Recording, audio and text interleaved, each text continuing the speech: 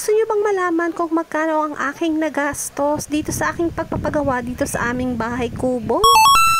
From day 1 to day 2 nga ay hindi naman ako masyadong nakagastos dahil nga naglinis lang naman ako dito sa loob ng bahay. Noong day 3 nga ay nagbaklas na nga ng bubong dito sa loob ng bahay at nagbayad nga ako doon sa manggagawa ng 300 pesos labor fee. Eto nga rin yung araw na namili nga ako doon sa Divo Mart ng mga gamit dito sa bahay tsaka yung linoleum na nagkakahalaga ng 1,400.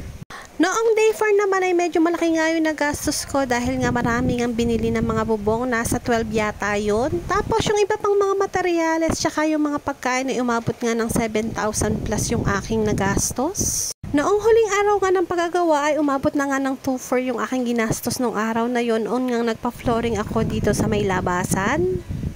At eto na nga yung aking nagastos dito sa aking pagpapagawa dito sa aming bahay kubo. Hanggang sa muli po, salamat sa inyong panonood. Bye-bye!